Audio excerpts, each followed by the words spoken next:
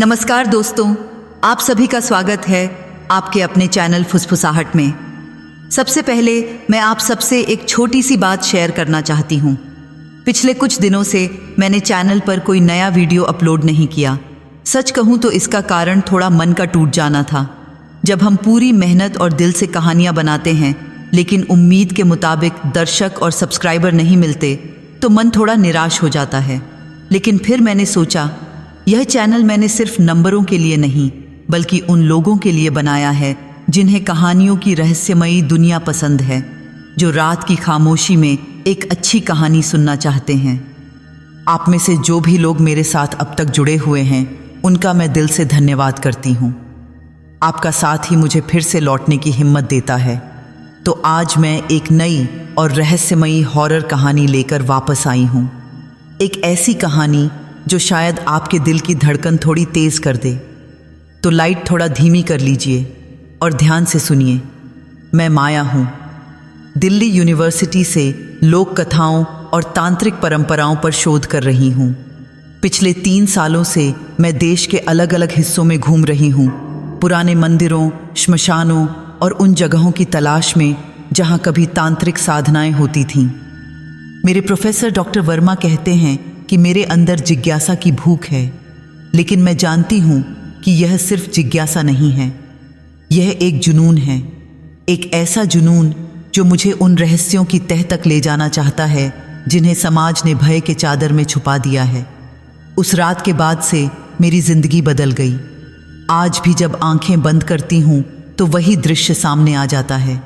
घना जंगल, उसके बीचों बीच एक पुराना श्मशान और जलती चिताओं की राख में खड़ा एक आदमी।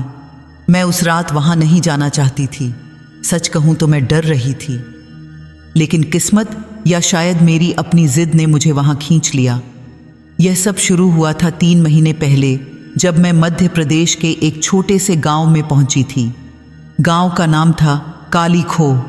नाम सुनते ही रोंगटे खड़े हो जाते थे। यह गांव मुख्य सड़क से करीब 50 किलोमीटर दूर था, घने जंगलों के बीच बसा हुआ। यहाँ पहुँचने के लिए कच्ची सड़कों से गुजरना पड़ता था और अंतिम 10 किलोमीटर तो पैदल ही तय करना पड़ता था। मैं जब गांव में दाखिल हुई तो लोगों की नज़रें मुझ पर ऐसे टिकीं जैसे मैं कोई अजनबी प्रजाति की हूँ। शहर के कपड़े, कैमरा, बैग, सब कुछ उनके लिए अजीब था। मैंने एक बुज़ुर्ग से पूछा कि यहाँ रुकने की कोई व्यवस्था है क्या? उसने मुझे सिर से पांव तक देखा और फिर एक टूटे फूटे मकान की ओर इशारा कर दिया। वहाँ रह सकती हो, लेकिन रात को बाहर मत निकलना, उसने चेतावनी भरे लहजे में कहा। मैंने पूछा, क्यों? क्या होता है रात को? वह बुजुर्ग चुप हो गया। उसकी आंखों में एक अजीब सा डर तैर गया। कुछ चीज़ें होती हैं जिन्हें जानना ज़रूरी नहीं, उसने धीमी आवाज़ में कहा और वहाँ से चला गया। उस रात मैं उस टूटे फूटे मकान में रुकी। दीवारें सीलन से भरी हुई थीं, छत से पानी टपक रहा था और खिड़कियों में कांच की जगह लकड़ी के तख्ते लगे थे। लेकिन मुझे इन चीज़ों की आदत हो चुकी थी। पिछले 3 सालों में मैंने इससे भी बदतर जगहों पर रात गुजारी थी। अगले दिन सुबह मैं गांव में घूमने निकली। मेरा मकसद था यहाँ की लोक कथाओं और तांत्रिक परंपराओं के बारे में जानकारी इकट्ठा करना। मैंने कुछ बुजुर्ग महिलाओं से बात की। शुरुआत में तो वे झिझक रही थीं, लेकिन धीरे धीरे उन्होंने खुलना शुरू किया। एक बुजुर्ग महिला जिसका नाम गंगाबाई था, उसने मुझे चाय पिलाते हुए कहा, बिटिया, तुम शहर से आई हो, तुम्हें क्या पता यहाँ की बातें? यहाँ ऐसी चीज़ें होती हैं जिन्हें तुम्हारी किताबें नहीं समझा सकती।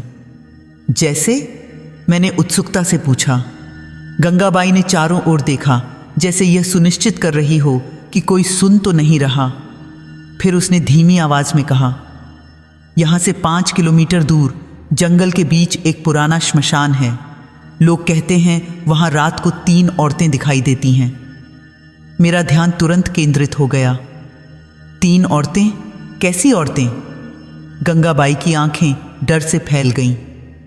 पहली 2 तो परीक्षा होती हैं बिटिया। अगर कोई साधक वहाँ अघोरी साधना करता है तो पहले 2 स्त्रियाँ आती हैं उसकी परीक्षा लेने। अगर वह उनसे विचलित नहीं हुआ तो वे चली जाती हैं। और तीसरी, मैंने पूछा। गंगाबाई की आवाज़ और भी धीमी हो गई। तीसरी अगर दिखाई दे गई तो समझो साधक की बारी आ गई जलने की। तीसरी को जिसने देख लिया वह कभी वापस नहीं लौटा। मेरी रीढ़ में एक अजीब सी सिहरन दौड़ गई। आपने खुद देखा है कभी? गंगाबाई ने तुरंत सिर हिलाया। नहीं बिटिया, मैं तो वहाँ कभी नहीं गई, लेकिन मेरे पति के चाचा गए थे एक बार। वे साधक थे। कहते हैं उन्होंने पहली 2 स्त्रियों को देखा था, किसी तरह भागकर बच गए, लेकिन उसके बाद वे कभी पहले जैसे नहीं रहे। हमेशा डरे सहमे रहते थे। 3 महीने बाद उनकी मौत हो गई। मैंने अपने नोटबुक में यह सब लिखना शुरू कर दिया। यह वही चीज़ थी जिसकी मैं तलाश में थी, एक जीवंत लोक कथा जो अभी भी लोगों के दिलों में डर पैदा करती थी। और आजकल क्या अभी भी कोई उस श्मशान में जाता है? मैंने पूछा। गंगाबाई ने इनकार में सिर हिलाया। पिछले 20 सालों में कोई नहीं गया, लेकिन वह रुकी। पिछले हफ्ते एक अजनबी आदमी आया था गांव में, लंबे बाल, शरीर पर राख, आंखों में एक अजीब सी चमक। उसने पूछा, श्मशान का रास्ता। गांव के लोगों ने मना किया, लेकिन वह नहीं माना। वह उसी रात निकल गया। और फिर? मैंने सांस रोककर पूछा। फिर क्या बिटिया? वह कभी वापस नहीं लौटा।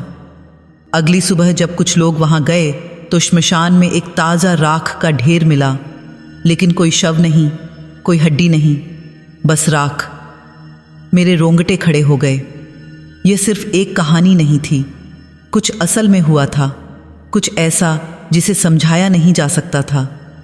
उस शाम मैंने गांव के और लोगों से बात की। हर किसी की कहानी एक जैसी थी।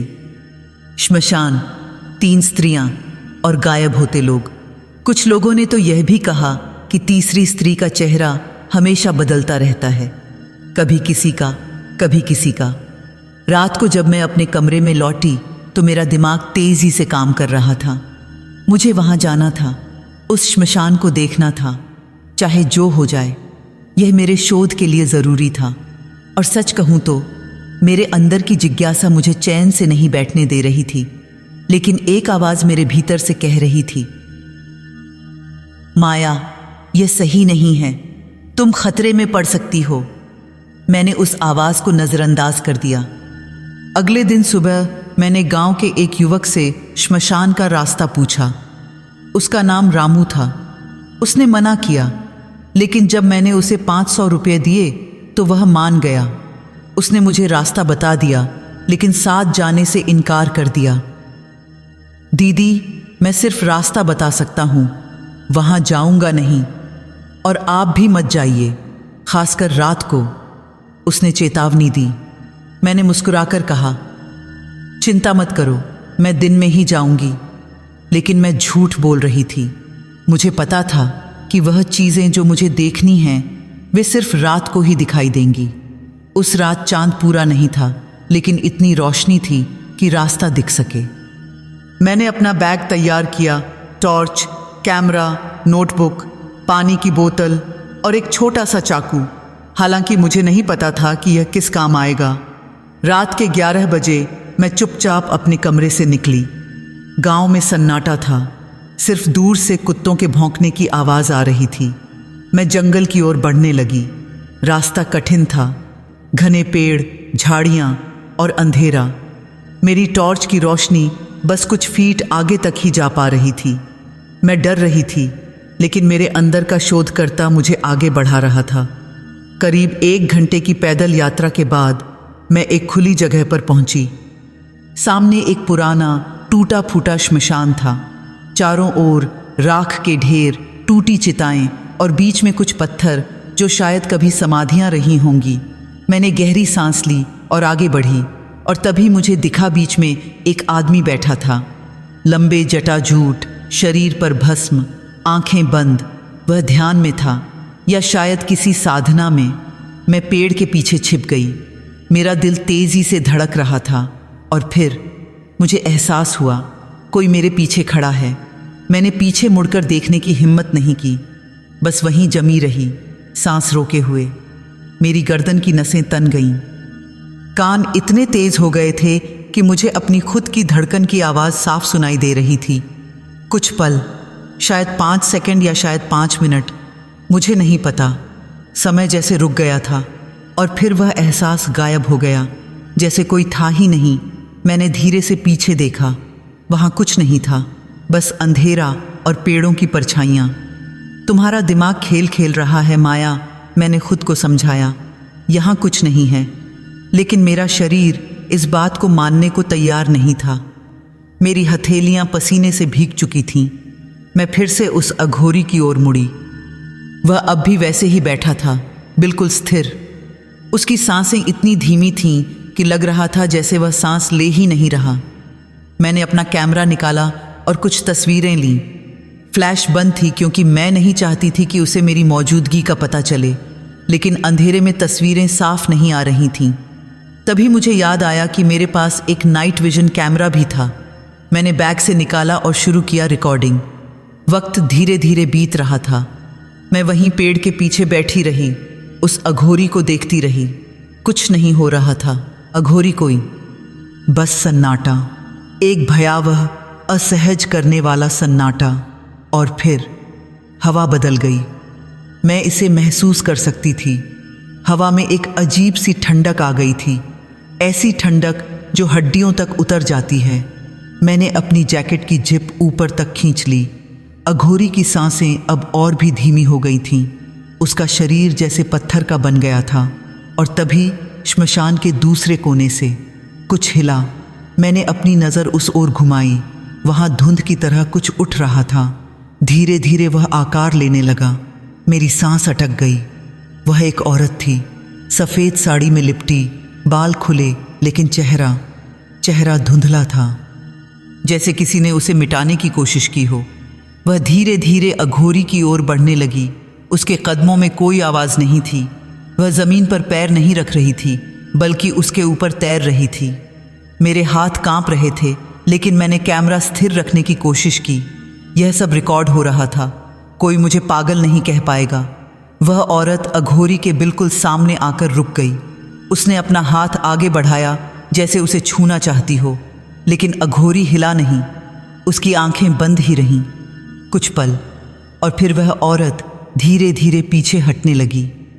उसका शरीर फिर से धुंध में बदलने लगा, और कुछ ही सेकंड में वह गायब हो गई, जैसे कभी थी ही नहीं। मैं सदमे में थी। मैंने अभी अभी क्या देखा? क्या यह असली था या मेरा दिमाग मुझे धोखा दे रहा था?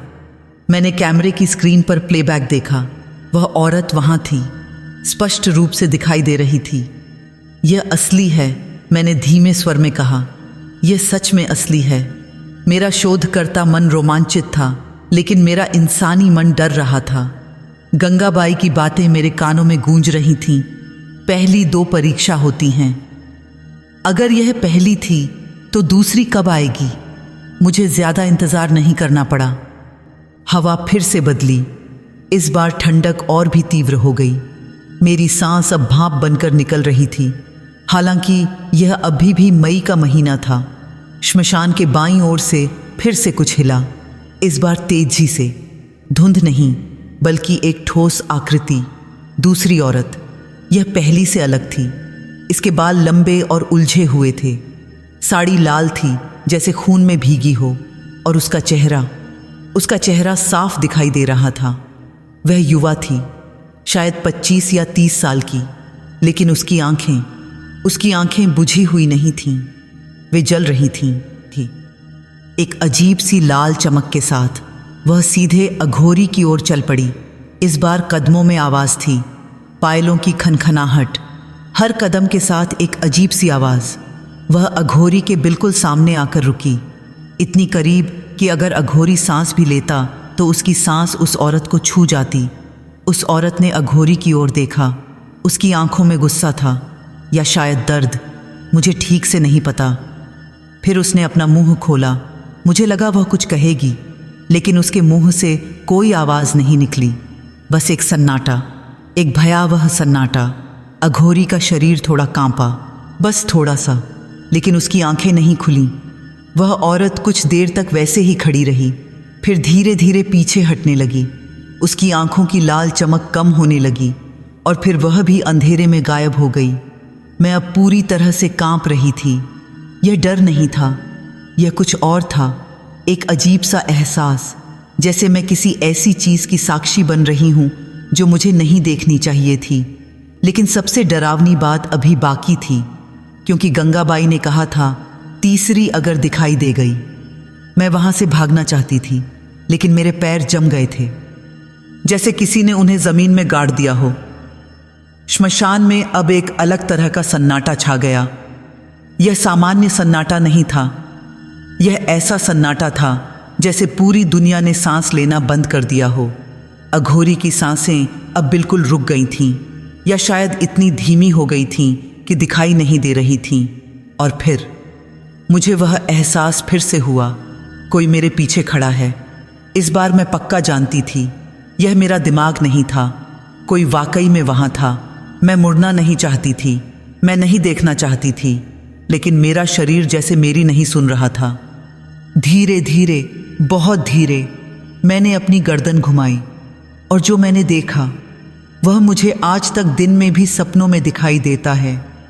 वहाँ एक औरत खड़ी थी, और उसका चेहरा मेरा चेहरा था।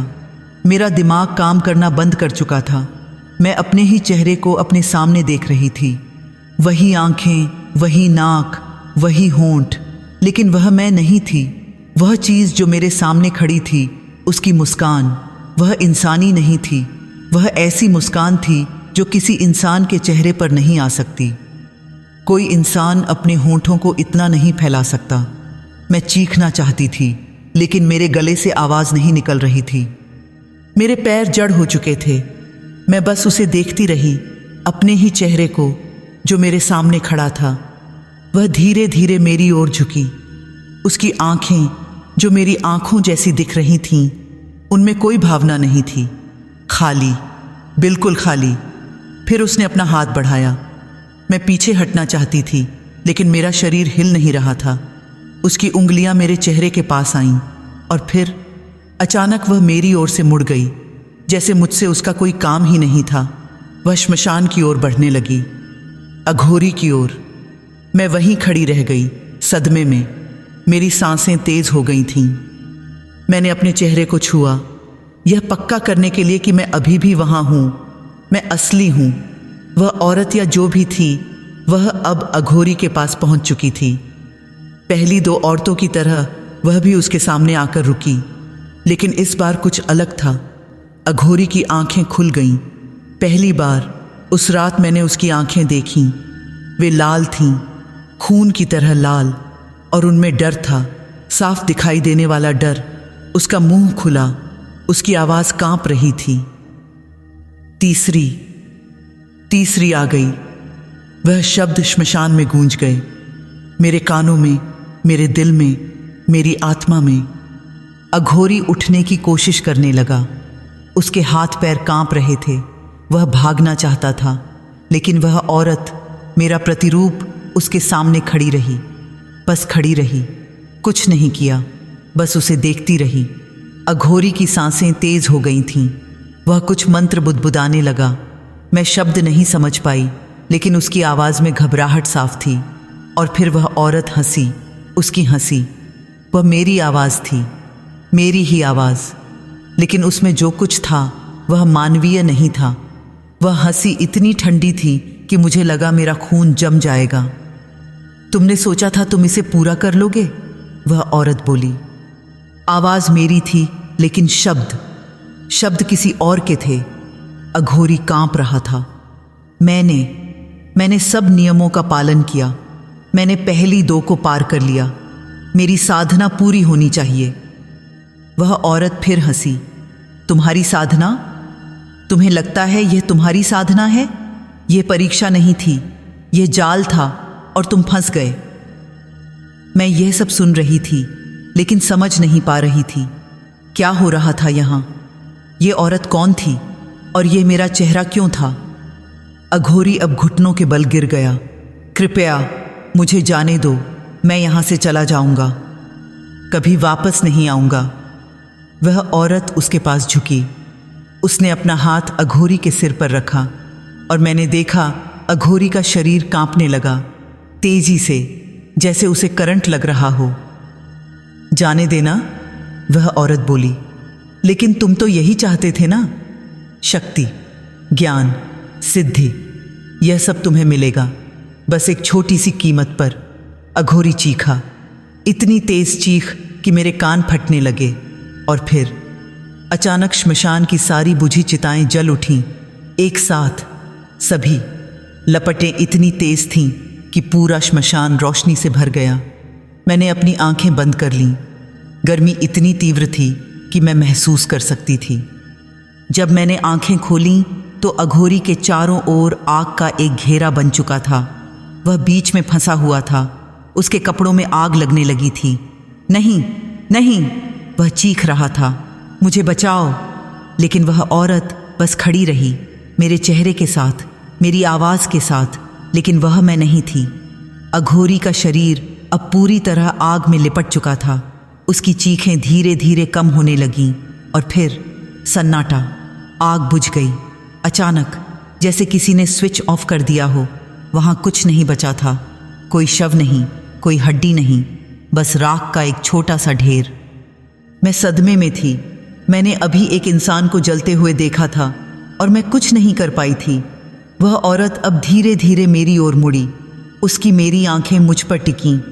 अब तुम्हारी बारी है, उसने कहा।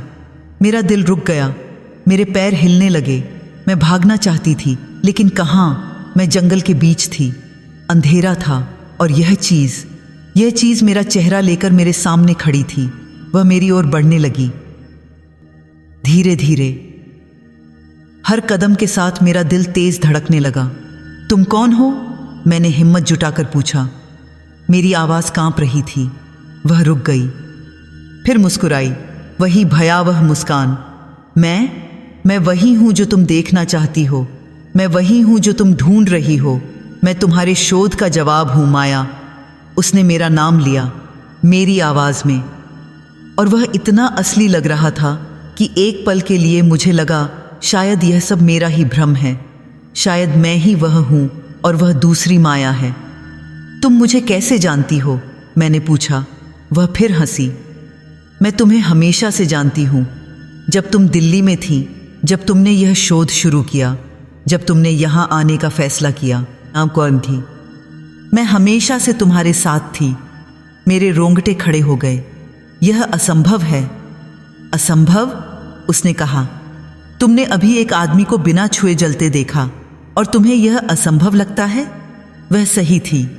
मैं एक ऐसी दुनिया में थी जहां मेरे विज्ञान, मेरे तर्क, मेरी समझ कुछ भी काम नहीं कर रहा था। तुम मुझसे क्या चाहती हो? मैंने पूछा। वह और करीब आई। अब वह मुझसे सिर्फ कुछ फीट दूर थी। मैं उसकी आंखों में देख सकती थी, मेरी आंखें, लेकिन उनमें जो गहराई थी वह अनंत थी। मैं तुमसे कुछ नहीं चाहती, उसने कहा, लेकिन तुम्हें एक चुनाव करना होगा। क्या चुनाव? वह मुस्कुराई। तुम यहां से जा सकती हो अभी, इस पल, वापस अपनी दुनिया में, अपने शोध में, अपनी सामान्य जिंदगी में, और यह सब भूल जाओ। या क्या? या तुम रुक सकती हो और सच जान सकती हो, पूरा सच, उन 3 स्त्रियों का सच, इस श्मशान का सच, और अपना सच। मेरा दिमाग चीख रहा था, भाग जाओ माया, अभी भागो। लेकिन मेरा शोधकर्ता मन कह रहा था, यही तो तुम चाहती थी, सच, जवाब। मैं वहीं खड़ी रही, 2 विचारों के बीच फंसी हुई। वह औरत इंतजार कर रही थी मेरे जवाब का, और मुझे नहीं पता था कि मुझे क्या कहना चाहिए। मैं नहीं जानती कितनी देर तक वहां खड़ी रही। समय जैसे थम गया था। वह औरत, मेरा प्रतिरूप, मेरे जवाब का इंतजार कर रही थी। आखिरकार मैंने अपना फैसला सुना दिया। मैं जानना चाहती हूँ, मैंने कहा। मेरी आवाज़ में कंपन था, लेकिन दृढ़ता भी थी। मैं सच जानना चाहती हूँ। वह औरत मुस्कुराई। इस बार उसकी मुस्कान थोड़ी अलग थी, कम भयावह, लगभग मानवीय। तुम्हें पता है इसकी क्या कीमत होगी? उसने पूछा। कोई भी कीमत, मैंने कहा, और उस पल मैं गंभीर थी। वह कुछ पल तक मुझे देखती रही, फिर उसने सिर हिलाया। ठीक है, लेकिन याद रखना माया, कुछ सच जानने के बाद तुम पहले जैसी नहीं रह सकती। कुछ दरवाजे एक बार खुल जाएं तो दोबारा बंद नहीं होते। मुझे समझ आ गया, मैंने कहा। वह पीछे हटी। तो फिर बैठ जाओ और सुनो पहली स्त्री की कहानी। मैं वहीं राख के बीच जमीन पर बैठ गई। मेरा कैमरा अब भी रिकॉर्ड कर रहा था। मैंने उसे चेक नहीं किया। मुझे नहीं पता था कि यह सब कैद हो रहा है या नहीं, और उस पल मुझे परवाह भी नहीं थी। वह औरत भी बैठ गई। हमारे बीच करीब 10 फीट का फासला था। यह कहानी 300 साल पुरानी है, उसने शुरू किया। उस समय यह गांव इससे बड़ा था, और यह श्मशान, यह सिर्फ श्मशान नहीं था, यह एक तांत्रिक साधना स्थल था। मैं ध्यान से सुन रही थी। उस समय यहां एक परिवार रहता था। वह आगे बोली। माता पिता और 3 बेटियां। तीनों बेटियां बहुत खूबसूरत थीं, लेकिन सबसे बड़ी बेटी, उसकी सुंदरता अद्भुत थी। उसका नाम था मीरा। मैंने इस नाम को अपने दिमाग में नोट कर लिया। मीरा की शादी हुई। वह औरत आगे बोली। एक अमीर परिवार में, लेकिन शादी के सिर्फ 6 महीने बाद उसके पति की मौत हो गई, एक रहस्यमय बीमारी से। और फिर? मैंने पूछा। फिर क्या होता था उस जमाने में विधवा औरतों के साथ? वह औरत ने कहा। उसे वापस उसके मायके भेज दिया गया, सफेद साड़ी में, बिना किसी आभूषण के। उसकी जिंदगी खत्म हो गई थी, सिर्फ 19 साल की उम्र में। मैं समझ सकती थी उस समय विधवाओं के साथ कैसा व्यवहार होता था। मीरा यहां वापस आई। वह औरत आगे बोली। अपने माता पिता के पास, लेकिन गांव वालों की नजर में वह अब अशुभ हो गई थी। लोग उससे दूर रहने लगे। उसकी दोनों छोटी बहनों की शादी की संभावनाएं खत्म हो गईं, क्योंकि घर में एक विधवा थी, मैंने कहा। हाँ, वह औरत ने सिर हिलाया। मीरा अपने आप को इस सब के लिए दोषी मानने लगी। वह हमेशा रोती रहती थी, रात दिन। उसके माता पिता भी उससे नाराज रहने लगे। उन्होंने कभी कुछ नहीं कहा, लेकिन उनकी आंखों में दोष था। मैं सुनती रही। एक दिन वह औरत की आवाज़ धीमी हो गई। मीरा इस श्मशान में आई। रात के समय वह मरना चाहती थी, अपने आप को ख़त्म करना चाहती थी। उसने सोचा कि अगर वह नहीं रहेगी तो उसकी बहनों की जिंदगी सामान्य हो जाएगी। मेरे गले में एक गांठ बन गई। वह यहाँ आई। वह औरत ने इशारा किया उस जगह की ओर जहां अब भी कुछ देर पहले अघोरी बैठा था, और उसने अपनी साड़ी का पल्ला एक पेड़ से बांध दिया। वह फांसी लगाने जा रही थी। मैंने गहरी सांस ली, लेकिन उसी समय वह औरत आगे बोली। यहाँ एक तांत्रिक आया। वह यहाँ साधना करने आया था। उसने मीरा को देखा और उसे एक विचार आया। क्या विचार? मैंने पूछा, हालांकि मुझे अंदाज़ा हो गया था कि आगे क्या होने वाला है। उस तांत्रिक ने मीरा से कहा कि वह उसकी मदद कर सकता है। वह उसे ऐसी शक्ति दे सकता है जिससे वह अपनी जिंदगी फिर से पा सकती है, लेकिन इसके लिए उसे एक रस्म में हिस्सा लेना होगा। मेरा दिल तेजी से धड़कने लगा। मीरा मान गई, वह औरत बोली। उसे लगा कि उसके पास खोने के लिए कुछ नहीं बचा है, तो क्यों ना यह कोशिश कर ली जाए। और फिर? मैंने पूछा। वह औरत की आंखें बंद हो गईं। जब उसने उन्हें खोला तो उनमें दर्द था, असली दर्द। फिर उस तांत्रिक ने झूठ बोला। उसने कहा, उसने मीरा से कहा था कि यह एक साधारण रस्म है, लेकिन असल में वह एक बलिदान था। मेरी सांस रुक गई। उस तांत्रिक ने मीरा को इस श्मशान के बीच में बैठाया, उसके चारों ओर एक घेरा बनाया, मंत्र पढ़े, और फिर वह औरत रुकी। और फिर क्या? मैंने धीरे से पूछा। और फिर उसने मीरा को आग में धकेल दिया। मैं सदमे में थी। मेरे मुंह से कोई शब्द नहीं निकला। मीरा जलती रही।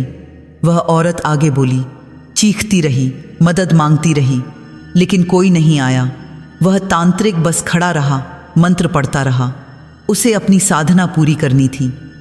और मीरा? मैंने पूछा। मीरा मर गई, वह औरत ने कहा, दर्द में, अकेली, धोखे से। लेकिन मरने से पहले उसने एक शाप दिया। उसने कहा, जो भी इस श्मशान में तांत्रिक साधना करने आएगा उसे 3 परीक्षाओं से गुजरना होगा और तीसरी परीक्षा वह मैं खुद लूंगी। अब मुझे समझ आया। पहली स्त्री मीरा थी, वह विधवा जिसे धोखे से मारा गया था। लेकिन मैंने कहा, अगर वह पहली स्त्री है तो जो मैंने देखा वह धुंधले चेहरे वाली औरत। वह औरत मुस्कुराई। मीरा का चेहरा समय के साथ धुंधला हो गया। उसे कोई याद नहीं करता, उसकी कोई तस्वीर नहीं है, उसका कोई नाम लेने वाला नहीं है। वह सिर्फ एक आत्मा रह गई है, बिना पहचान की, बिना चेहरे की। मुझे दुख हुआ, एक औरत जो अपनी जिंदगी में भी भूली गई और मौत के बाद भी। तो पहली स्त्री, मैंने कहा, वह परीक्षा लेती है? नहीं, वह औरत ने सिर हिलाया। वह सिर्फ दिखाई देती है, एक चेतावनी की तरह। वह कहती है, देखो, मैं भी तुम्हारी तरह मूर्ख थी, मैंने भी भरोसा किया था और देखो मेरा क्या हुआ। अब भी वक्त है, भाग जाओ। लेकिन साधक नहीं भागते, मैंने कहा। नहीं, वह औरत ने कहा, वे सोचते हैं कि वे अलग हैं, वे मजबूत हैं, उन्हें अपनी शक्ति पर भरोसा है। और फिर दूसरी स्त्री आती है, मैंने कहा। हाँ, वह औरत ने कहा, दूसरी स्त्री, उसकी कहानी और भी दर्दनाक है। हवा फिर से ठंडी हो गई थी। मैं अपनी जैकेट में सिकुड़ गई। वह औरत, मेरा प्रतिरूप, अब भी मेरे सामने बैठी थी। उसकी आंखों में अभी भी वही दर्द था। दूसरी स्त्री का नाम कमला था, उसने शुरू किया। यह मीरा के मरने के करीब 50 साल बाद की बात है। मैं ध्यान से सुन रही थी। मेरे हाथ में नोटबुक थी, लेकिन मैं लिख नहीं पा रही थी, बस सुन रही थी। कमला इसी गांव की थी, वह औरत आगे बोली। लेकिन वह मीरा से बहुत अलग थी। कमला शादीशुदा थी, लेकिन उसका पति एक शराबी था, एक जुआरी, एक क्रूर आदमी। मैं समझ सकती थी यह कहानी किस ओर जा रही है। कमला का पति हर रोज उसे मारता था। वह औरत की आवाज में दर्द था। छोटी छोटी बातों पर, खाना ठीक नहीं बना तो मारता, घर साफ नहीं तो मारता, कभी कभी बिना किसी वजह के भी मारता, बस क्योंकि वह मार सकता था। मेरे हाथ मुट्ठी में बंध गए। कमला ने अपने परिवार वालों से मदद मांगी। वह औरत आगे बोली, लेकिन उन्होंने कहा, यह तुम्हारी किस्मत है, यह तुम्हारा पति है, तुम्हें सहना होगा। कुछ महिलाओं ने तो यह भी कहा, शायद तुम्ही में कोई कमी होगी, इसलिए तुम्हारा पति तुम्हें मारता है। मैं इन शब्दों को सुनकर गुस्से से भर गई। यह 300 साल पहले हुआ था, लेकिन आज भी कुछ चीजें नहीं बदली हैं। कमला सहती रही। वह औरत बोली, सालों तक उसकी हड्डियां टूटीं, उसके शरीर पर निशान पड़ गए, लेकिन वह चुप रही, क्योंकि समाज ने उसे यही सिखाया था। फिर क्या हुआ? मैंने पूछा। फिर एक दिन, वह औरत की आवाज कड़ी हो गई। कमला गर्भवती हो गई।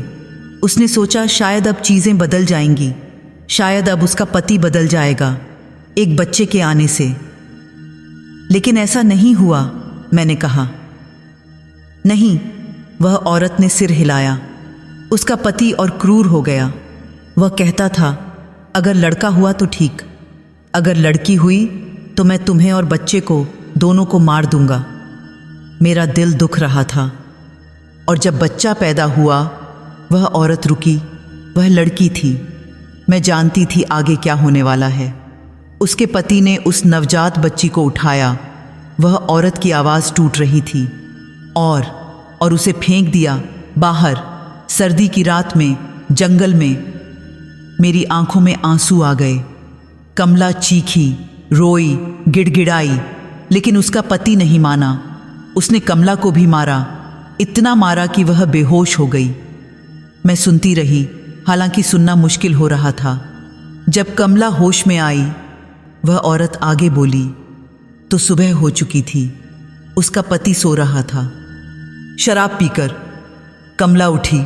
उसका पूरा शरीर दर्द कर रहा था, लेकिन उसने परवाह नहीं की। वह बाहर निकली अपनी बच्ची को ढूंढने। उसे मिली? मैंने पूछा, हालांकि मुझे जवाब पता था। हाँ, वह औरत ने कहा। वह मिली, जंगल में, ठंड से जमी हुई, मरी हुई। मैं रो पड़ी। मैं रोक नहीं पाई खुद को। कमला अपनी मरी हुई बच्ची को लेकर वापस आई। वह औरत आगे बोली, उसने उसे यहाँ इस श्मशान में लाया और उसका अंतिम संस्कार किया अकेले। मैंने अपने आंसू पोंछे। और फिर वह औरत की आवाज़ में अब गुस्सा था। कमला वापस घर गई। उसके पति ने उससे पूछा, बच्ची कहाँ है? कमला ने कहा, मर गई। तुमने उसे मार दिया। उसके पति ने क्या किया? मैंने पूछा। वह हंसा, वह औरत ने कहा। वह हंसा और बोला, अच्छा हुआ, अब हम फिर कोशिश करेंगे, इस बार लड़का होगा। मुझे उल्टी होने लगी। उस रात वह औरत आगे बोली, जब उसका पति सो गया, कमला उठी। उसने रसोई से एक चाकू उठाया और वह रुकी। और क्या? मैंने पूछा। और उसने अपने पति को मार डाला। मैं चुप रही। उसने सिर्फ एक बार नहीं मारा, वह औरत बोली, बार बार, तब तक जब तक वह पक्का नहीं हो गई कि वह मर गया है। फिर वह यहाँ आई, इस श्मशान में, अपनी बच्ची की कब्र पर। और फिर? मैंने पूछा। और फिर उसने खुद को मार डाला, वह औरत ने कहा, उसी चाकू से, क्योंकि उसे पता था कि गांव वाले उसे जिंदा नहीं छोड़ेंगे। उसने पति हत्या की थी। चाहे वह कितना भी क्रूर क्यों न हो, समाज उसे माफ नहीं करता। मैं समझ सकती थी, आज भी महिलाएं ऐसे हालात में फंसी रहती हैं। लेकिन मरने से पहले वह औरत की आवाज़ बुम्बा अब और तेज हो गई। कमला ने एक शाप दिया। उसने कहा, मैं उन सभी पुरुषों को सजा दूंगी जो अपनी शक्ति का गलत इस्तेमाल करते हैं, जो औरतों को कमज़ोर समझते हैं। तो दूसरी स्त्री? मैंने कहा। दूसरी स्त्री कमला है, वह औरत ने कहा। वह उन साधकों के सामने आती है जो सिद्धि पाना चाहते हैं, शक्ति पाना चाहते हैं, उन्हें नियंत्रित करना चाहते हैं। वह उन्हें देखती है, उनकी आंखों में देखती है और फैसला करती है, क्या यह आदमी इस शक्ति के लायक है?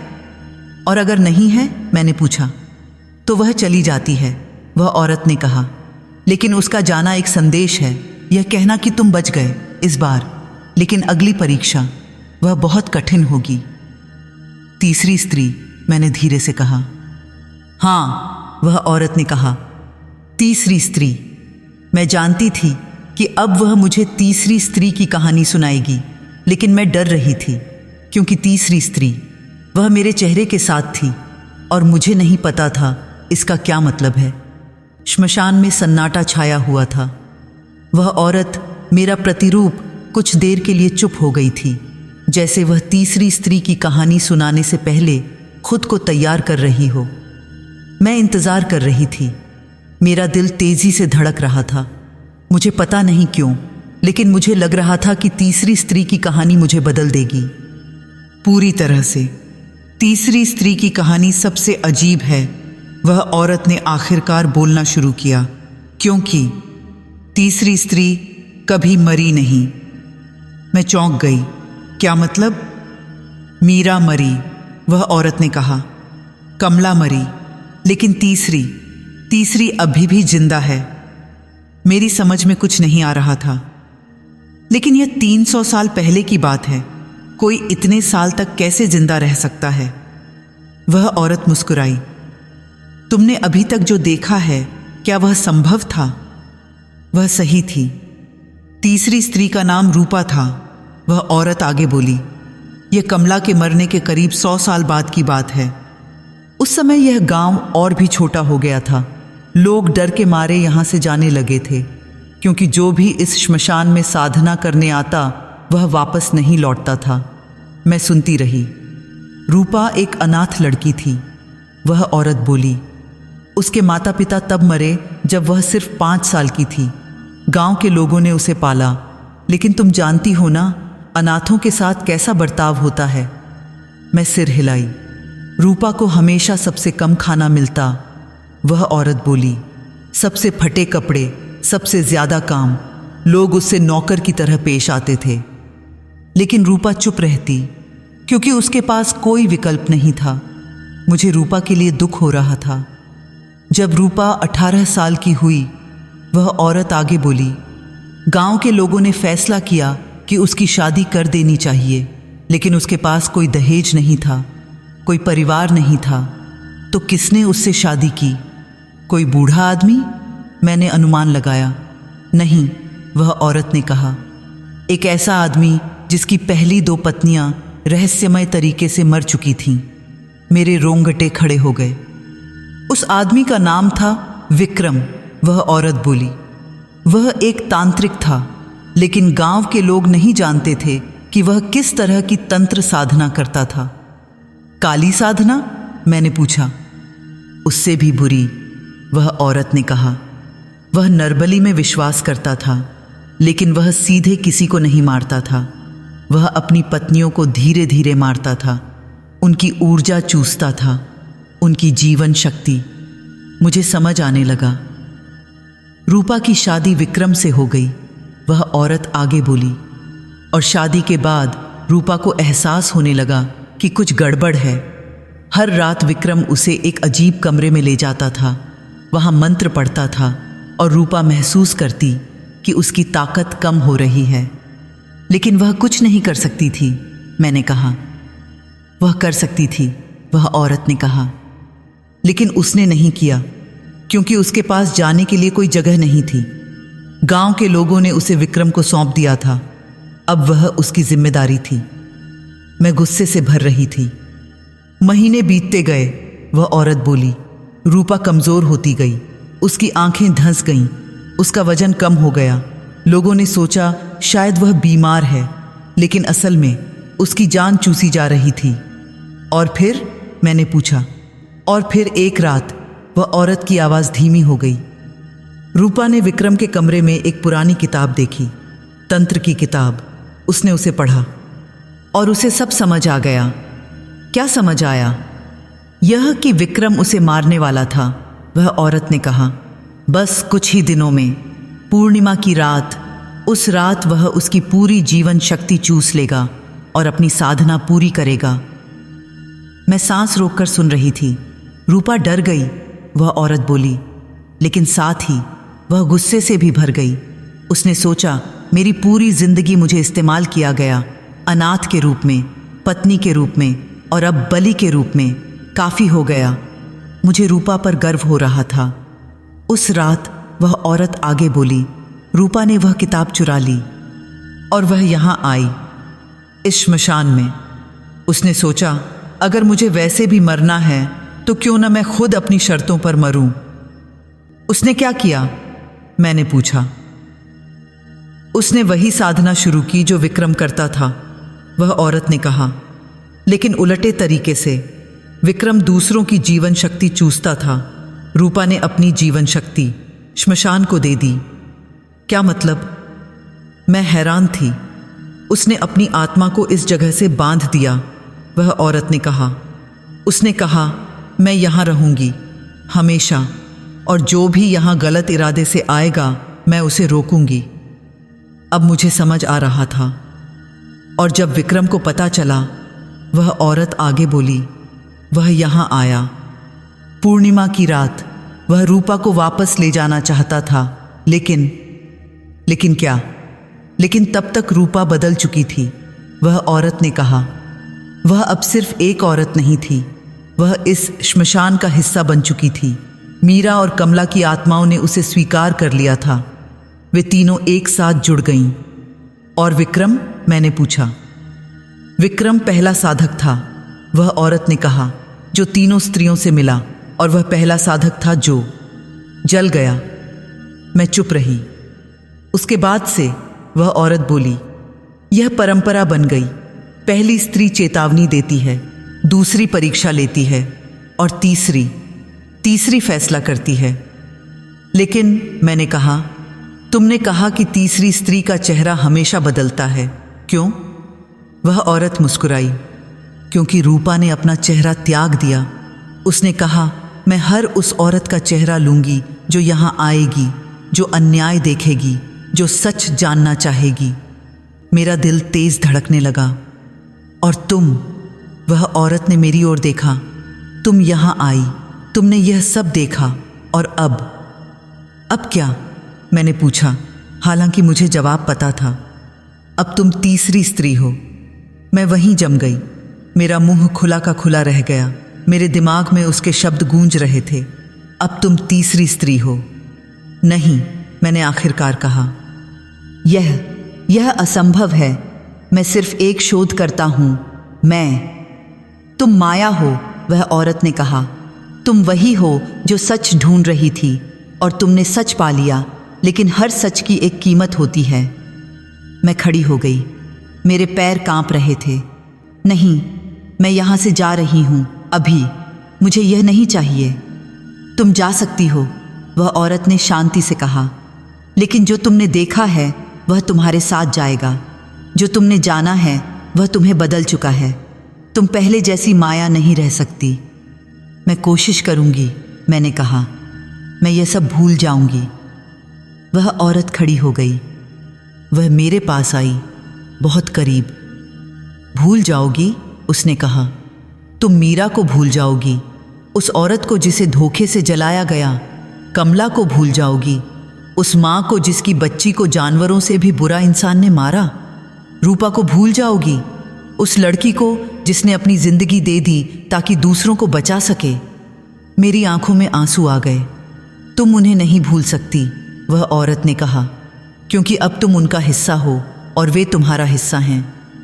लेकिन मैं नहीं चाहती, मैंने रोते हुए कहा। मैं अपनी जिंदगी जीना चाहती हूँ, अपना शोध पूरा करना चाहती हूँ, शादी करना चाहती हूँ, बच्चे पैदा करना चाहती हूँ, सामान्य जीवन जीना चाहती हूँ। वह औरत ने मेरे कंधे पर हाथ रखा। उसका हाथ ठंडा था, बहुत ठंडा। सामान्य जीवन, उसने कहा। वह जीवन जहाँ तुम यह सब देखती रहती, जहाँ तुम जानती हो कि औरतों के साथ क्या हो रहा है लेकिन कुछ नहीं कर सकती। क्या वह सामान्य जीवन होगा? मैं चुप रही, क्योंकि वह सही थी। तुम्हें एक चुनाव है, वह औरत ने कहा। तुम यहाँ से जा सकती हो, अपनी जिंदगी जी सकती हो, लेकिन तुम हमेशा जानोगी कि तुम कुछ कर सकती थी, कि तुम्हारे पास एक मौका था और तुमने मना कर दिया। और अगर मैं मान जाऊं, मैंने पूछा। अगर तुम मान जाओगी, उसने कहा, तो तुम तीसरी स्त्री बन जाओगी। तुम यहाँ रहोगी, इस श्मशान में, और जब भी कोई गलत इरादे से यहाँ आएगा तुम उसे रोकोगी। लेकिन मेरी जिंदगी, मैंने पूछा। मेरा परिवार, मेरे दोस्त, मेरा शोध, वह सब खत्म हो जाएगा, उसने कहा। तुम एक और दुनिया की हो जाओगी, इस दुनिया और उस दुनिया के बीच की। मैं बैठ गई। मेरा सिर घूम रहा था। यह बहुत बड़ा फैसला था, बहुत बड़ा। मुझे समय चाहिए, मैंने कहा, सोचने के लिए। तुम्हारे पास सुबह तक का समय है, वह औरत ने कहा। जब सूरज निकलेगा तुम्हें फैसला करना होगा। मैंने घड़ी देखी। रात के 3 बज चुके थे। मेरे पास 3 घंटे थे।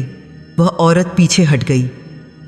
मैं यहीं हूँ, जब तुम तैयार हो तो बताना। मैं वहीं बैठी रही, अकेली, अपने विचारों के साथ। मैंने सोचा अपने परिवार के बारे में। मेरे माता पिता, मेरी छोटी बहन, वे सब मुझे बहुत प्यार करते थे। अगर मैं गायब हो गई तो वे क्या करेंगे? मैंने सोचा अपने दोस्तों के बारे में, अपने प्रोफेसर के बारे में, अपने शोध के बारे में। मैंने 3 साल लगाए थे इस पर। क्या मैं यह सब छोड़ सकती हूँ? लेकिन फिर मैंने सोचा मीरा के बारे में, कमला के बारे में, रूपा के बारे में, उन औरतों के बारे में जिन्हें कभी न्याय नहीं मिला, जिनकी आवाज़ कभी नहीं सुनी गई। और मैंने सोचा उन औरतों के बारे में जो आज भी उसी दर्द से गुजर रही हैं, जिन्हें आज भी न्याय नहीं मिल रहा। क्या मैं उनके लिए कुछ कर सकती हूँ? मैं खड़ी हो गई और श्मशान में घूमने लगी। चांद अब छिप चुका था, अंधेरा गहरा हो गया था। मैं उस जगह पर गई जहाँ अघोरी जला था। वहाँ अब भी राख पड़ी थी। मैंने उसे छुआ, अभी भी गर्म थी। वह बुरा आदमी था। वह औरत की आवाज़ आई। वह मेरे पीछे खड़ी थी। उसने 5 औरतों को मारा था अपनी साधना के लिए। हमने उसे रोका। तुमने उसे मारा, मैंने कहा। हमने उसे सजा दी, उसने कहा। फर्क है। मैं मुड़ी। और अगर कोई निर्दोष यहाँ आ जाए गलती से, तो पहली और दूसरी स्त्री उसे चेतावनी देंगी, उसने कहा। वह भाग सकता है, लेकिन अगर कोई तीसरी तक पहुंच जाता है तो इसका मतलब है उसमें बुराई है, छुपी हुई, गहरी। और तुम या मैं, हम उसे ढूंढ लेते हैं, मैंने कहा। हाँ, उसने कहा। मैं फिर से बैठ गई। मेरे दिमाग में हजारों विचार आ रहे थे। अगर मैं मान जाऊं, मैंने कहा, तो मैं कब तक यहां रहूंगी? हमेशा, उसने कहा, जब तक यह श्मशान है, जब तक यह धरती है। और अगर मैं अकेली हो जाऊं, मैंने पूछा। तुम अकेली नहीं होगी, उसने कहा। मीरा है, कमला है, रूपा है और मैं हूं। मैंने उसकी ओर देखा। तुम कौन हो? वह मुस्कुराई। मैं पहली तीसरी स्त्री हूं, रूपा, लेकिन अब मैं बहुत कुछ हूं। मैं हर उस औरत का हिस्सा हूं जो यहां आई है, जिसने सच देखा है। तो मैं तुम्हारी जगह लूंगी? मैंने पूछा। नहीं, उसने कहा, तुम मेरे साथ जुड़ोगी। हम सब एक हैं, लेकिन हर एक अलग भी है। मैं समझने की कोशिश कर रही थी। तुम्हारा चेहरा, मैंने कहा। तुमने मेरा चेहरा क्यों लिया? क्योंकि तुम यहां आई, उसने कहा। क्योंकि तुमने सच ढूंढा, और जब कोई औरत सच ढूंढती है तो वह हमारा हिस्सा बन जाती है। घड़ी टिक टिक कर रही थी। समय बीत रहा था। मुझे फैसला करना था। सुबह होने में अब सिर्फ 1 घंटा बचा था। मैं अभी भी वहीं बैठी थी, श्मशान के बीच में। मेरे चारों ओर राख, टूटी चिताएं और अंधेरा। रूपा या जो भी वह थी, मुझसे कुछ दूर खड़ी थी, मेरे चेहरे के साथ, मेरी आवाज़ के साथ। लेकिन अब मुझे उससे डर नहीं लग रहा था।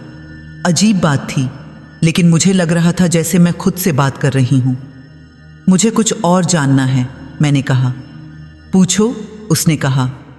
अगर मैं तीसरी स्त्री बन जाऊं, मैंने कहा, तो क्या मैं कभी इंसान की तरह महसूस कर पाऊंगी?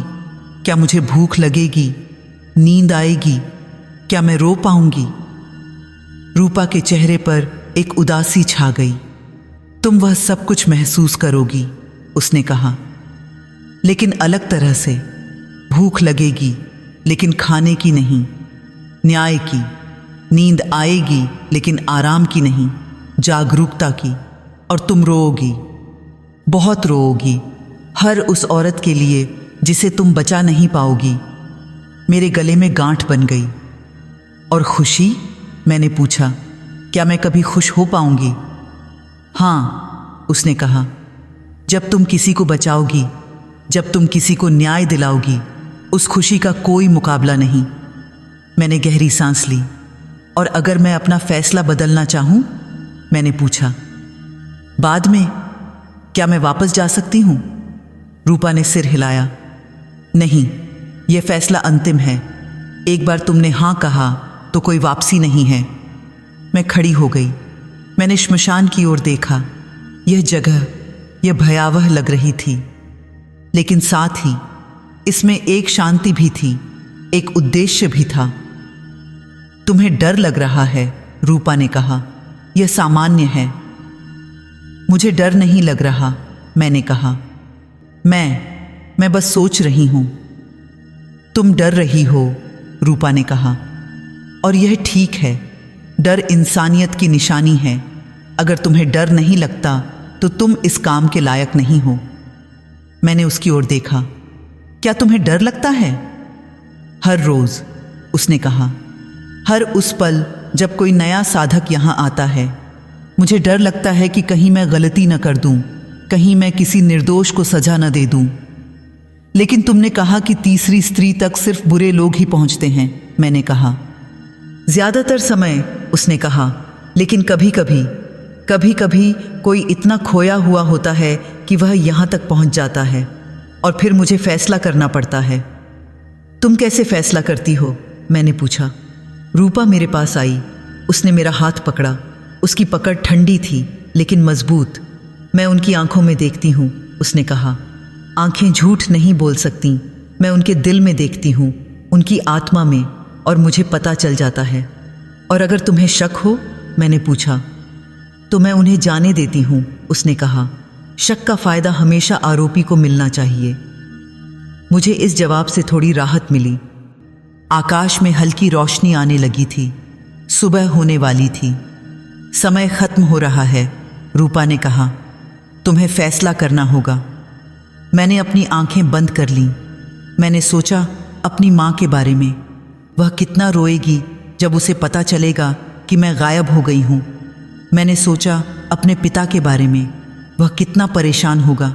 लेकिन फिर मैंने सोचा मीरा के बारे में, उस औरत के बारे में जिसे कोई याद नहीं करता, कमला के बारे में, उस माँ के बारे में जिसकी बच्ची को किसी ने न्याय नहीं दिलाया। और मैंने सोचा उन लाखों औरतों के बारे में जो आज भी उसी दर्द से गुजर रही हैं।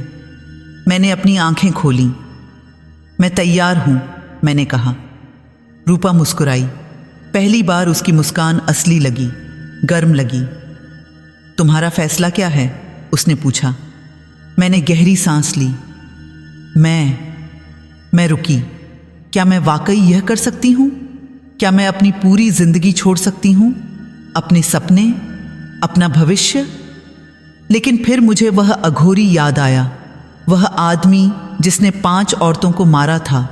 और मुझे एहसास हुआ अगर मैं यहाँ नहीं होती, अगर तीसरी स्त्री नहीं होती, तो वह और कितनी औरतों को मारता।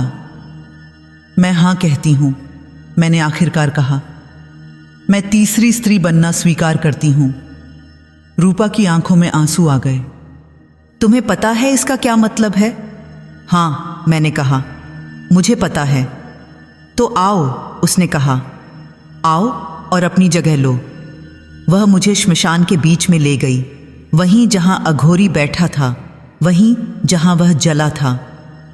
यहां बैठ जाओ, उसने कहा। मैं बैठ गई। राख मेरे कपड़ों में लग गई, लेकिन मुझे परवाह नहीं थी। रूपा मेरे चारों ओर घूमने लगी। वह कुछ बुदबुदा रही थी। मैं शब्द नहीं समझ पाई, लेकिन मुझे लगा जैसे वह किसी पुरानी भाषा में है। अचानक हवा तेज हो गई। मेरे बाल उड़ने लगे, मेरे कपड़े फड़फड़ाने लगे। और फिर मुझे दिखा मीरा, धुंधले चेहरे के साथ, सफ़ेद साड़ी में, कमला लाल साड़ी में, जलती हुई आंखों के साथ, और रूपा मेरे चेहरे के साथ। तीनों मेरे चारों ओर खड़ी थीं। स्वागत है, मीरा ने कहा। उसकी आवाज़ दूर से आती हुई लग रही थी। स्वागत है, कमला ने कहा।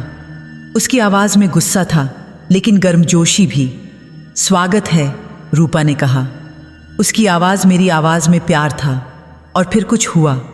मुझे लगा जैसे कोई मेरे शरीर से मेरी आत्मा खींच रहा है।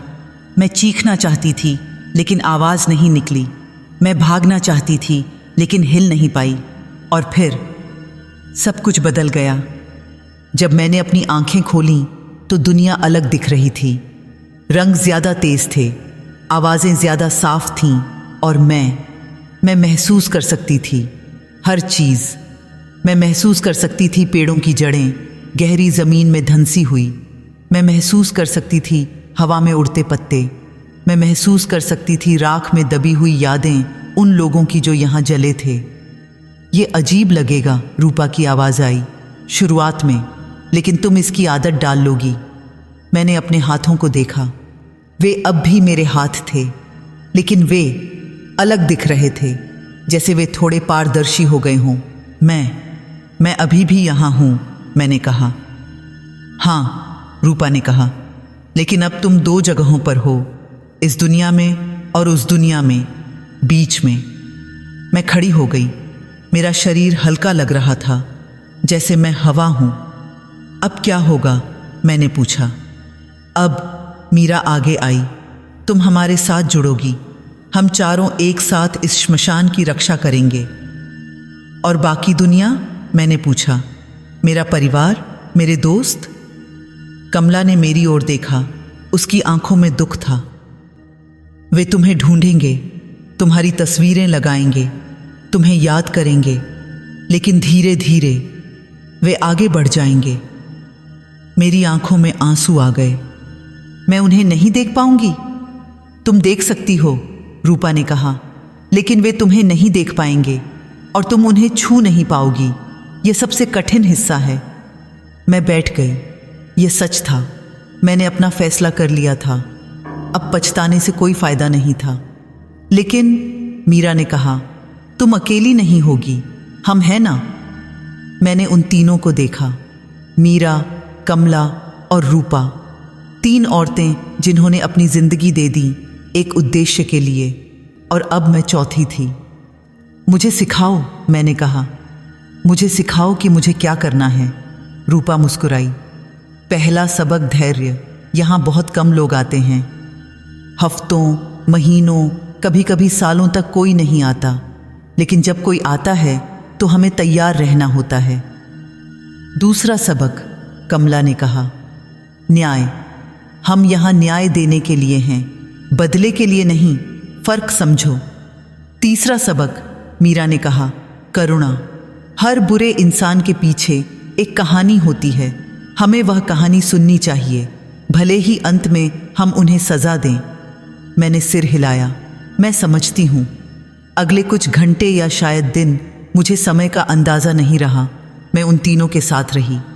उन्होंने मुझे सिखाया कि कैसे इस रूप में रहना है, कैसे एक जगह से दूसरी जगह जाना है, कैसे किसी इंसान की आत्मा में झांकना है, और सबसे महत्वपूर्ण, कैसे फैसला करना है। जब तुम किसी को देखोगी, रूपा ने समझाया, तुम्हें उनकी पूरी जिंदगी दिखाई देगी, उनके हर अच्छे काम, हर बुरे काम, और फिर तुम्हें तय करना होगा क्या वे बदल सकते हैं या नहीं। और अगर वे बदल सकते हैं, मैंने पूछा, तो हम उन्हें मौका देते हैं, मीरा ने कहा। हम उन्हें डराते हैं, चेतावनी देते हैं और उन्हें भागने का मौका देते हैं। लेकिन अगर वे नहीं बदल सकते, कमला ने कहा, तो हम उन्हें रोकते हैं, हमेशा के लिए। मैंने समझा। दिन बीतते गए, या शायद हफ्ते या महीने, समय का कोई मतलब नहीं रहा था। मैं श्मशान में रहती थी। कभी कभी मैं गांव में जाती थी, लोगों को देखती थी, लेकिन कोई मुझे नहीं देख पाता था। एक दिन मैंने अपने परिवार को देखा। वे गांव में आए थे मुझे ढूंढने। मेरी माँ रो रही थी, मेरे पिता पुलिस से बात कर रहे थे। मैं उनके पास खड़ी थी, बहुत करीब। मैं उन्हें छूना चाहती थी, उन्हें बताना चाहती थी कि मैं ठीक हूँ, लेकिन मैं नहीं कर सकती थी। वह सबसे कठिन दिन था। लेकिन फिर कुछ हफ्तों बाद पहला साधक आया। रात थी, पूर्णिमा की रात। मैं श्मशान में बैठी थी जब मुझे एहसास हुआ कोई आ रहा है। मैंने रूपा को देखा, वह मुस्कुरा रही थी। तुम्हारी पहली परीक्षा, उसने कहा। तैयार हो? मैं नहीं जानती थी कि मैं तैयार थी या नहीं, लेकिन मुझे करना था। वह आदमी आया, करीब 40 साल का, लंबे बाल, शरीर पर भस्म। वह बीच में बैठ गया और आंखें बंद कर लीं। मीरा, रूपा ने कहा, तुम्हारी बारी। मीरा आगे बढ़ी। वह उस आदमी के पास गई, उसके सामने खड़ी हो गई, लेकिन उस आदमी ने आंखें नहीं खोलीं। मीरा वापस आ गई। अब कमला, रूपा ने कहा। कमला आगे बढ़ी। उसकी लाल साड़ी हवा में लहरा रही थी, उसकी आंखें जल रही थीं। वह उस आदमी के बिल्कुल करीब गई, उसे घूरती रही। उस आदमी का शरीर थोड़ा कांपा, लेकिन उसकी आंखें नहीं खुलीं। कमला वापस आ गई। अब तुम, रूपा ने मुझसे कहा। मेरा दिल या जो भी अब मेरे पास था तेज धड़कने लगा। मुझे क्या करना है? मैंने पूछा। उसके पास जाओ, रूपा ने कहा। उसकी आंखों में देखो, उसकी आत्मा में, और फैसला करो।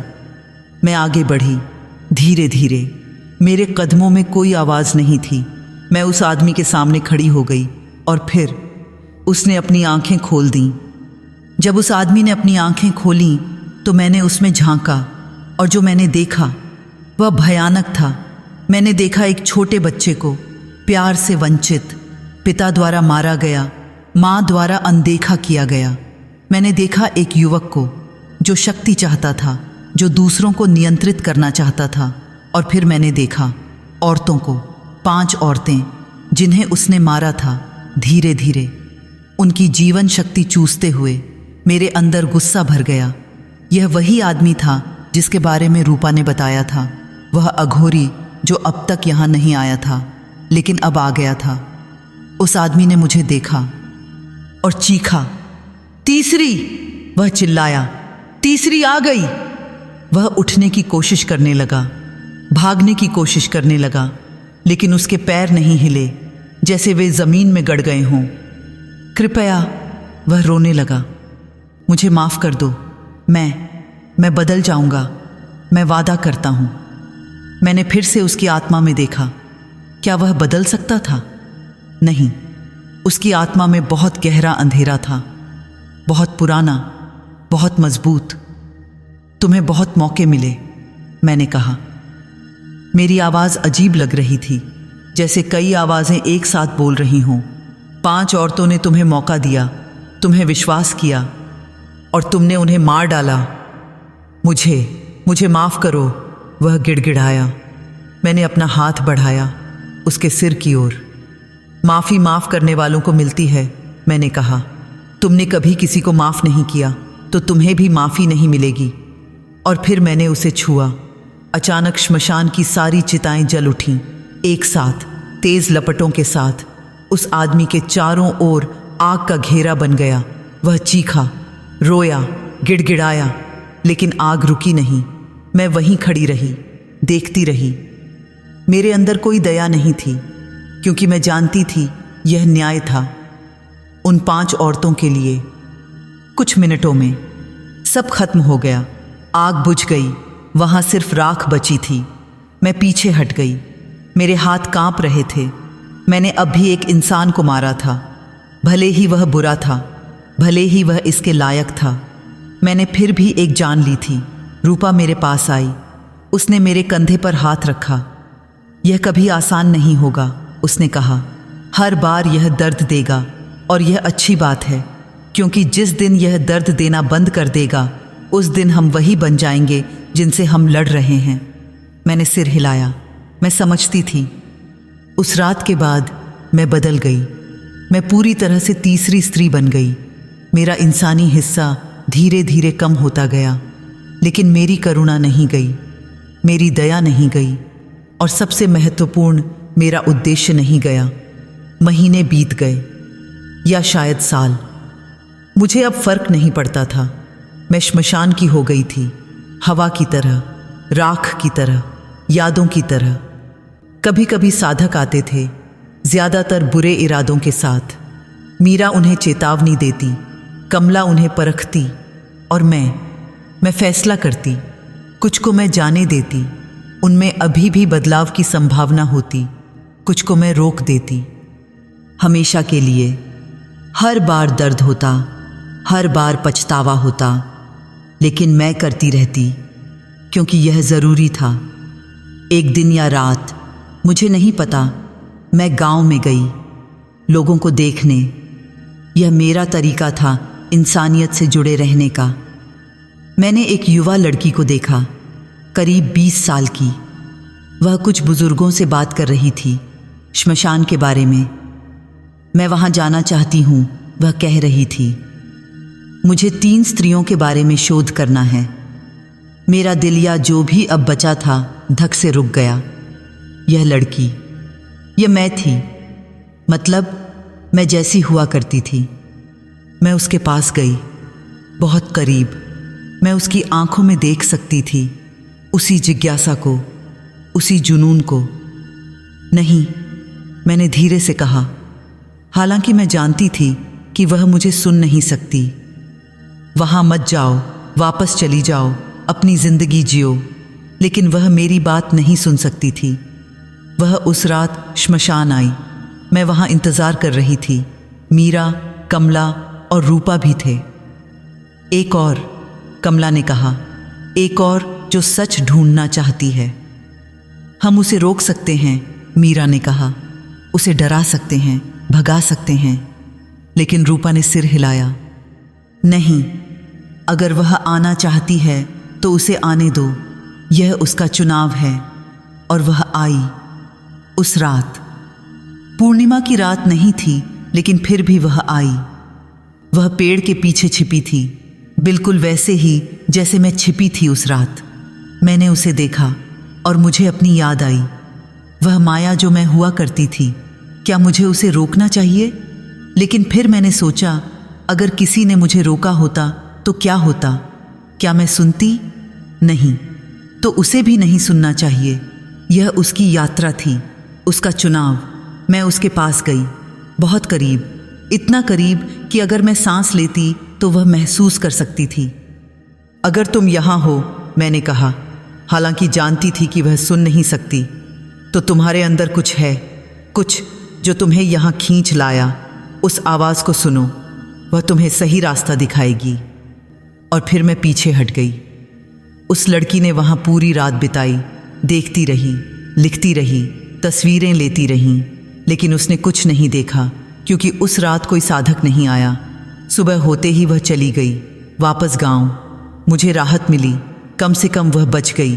लेकिन कुछ दिन बाद वह फिर आई, और फिर वह हर पूर्णिमा को आने लगी।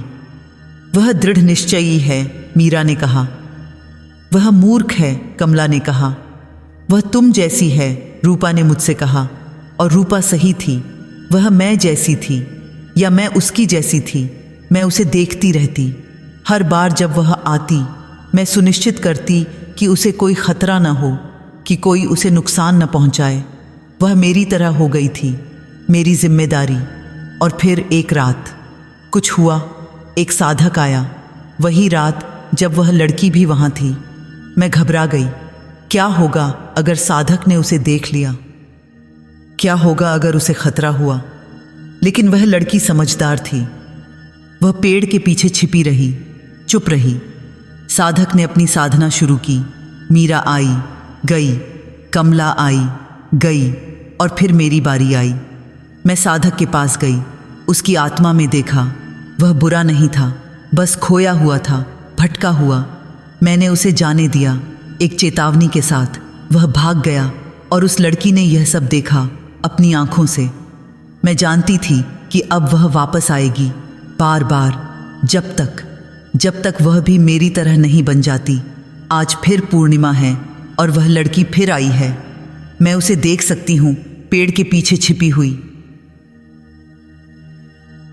उसका कैमरा तैयार, उसकी नोटबुक खुली। वह अब 3 साल से आ रही है, हर पूर्णिमा को, कभी नहीं चूकती। मुझे पता है कि यह कब होगा, वह पल जब उसे चुनाव करना पड़ेगा, जब उसे फैसला करना पड़ेगा, वह अपनी जिंदगी जिएगी या यह रास्ता चुनेगी।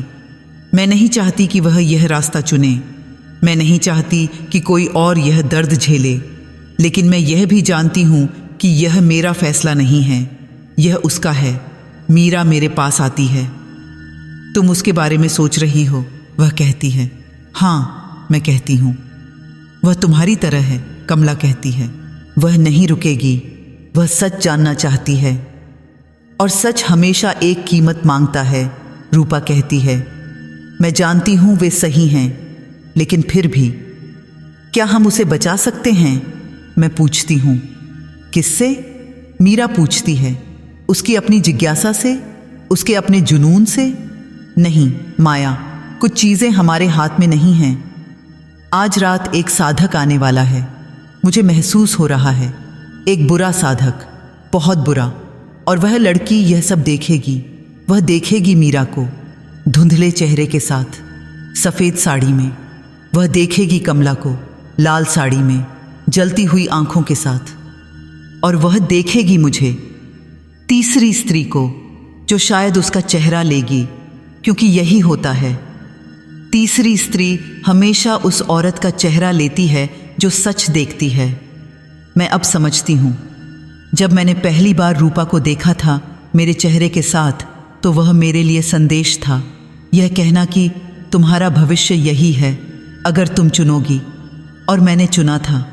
अब यह लड़की चुनेगी। साधक आ गया है, वह बीच में बैठा है। उसकी आंखें बंद हैं, लेकिन मैं उसकी आत्मा देख सकती हूँ। काली, बहुत काली। उसने 7 औरतों को मारा है, 7। यह आसान होगा उसे सजा देना। मीरा जाती है, चेतावनी देती है, लेकिन वह साधक नहीं हिलता।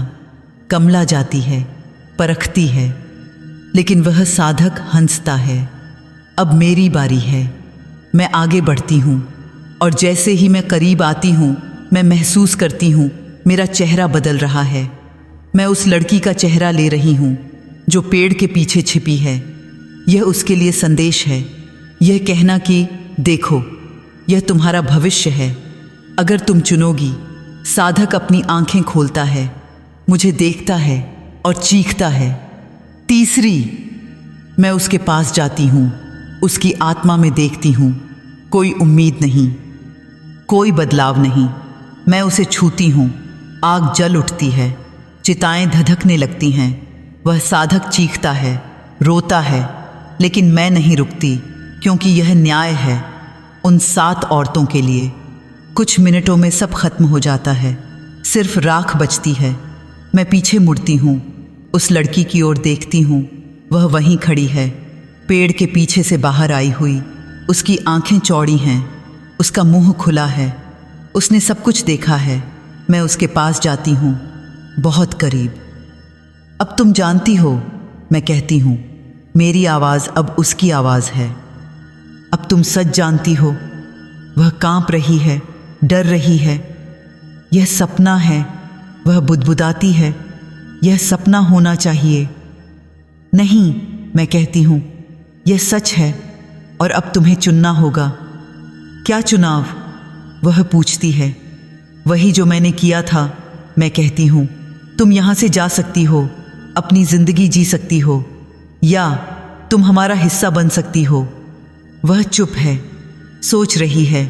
मैं इंतज़ार करती हूँ, क्योंकि मुझे पता है ये फैसला उसे खुद करना है।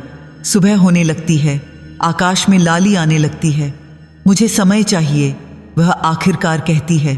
तुम्हारे पास समय है, मैं कहती हूँ, लेकिन याद रखना, जो तुमने देखा है वह तुम्हारे साथ रहेगा हमेशा।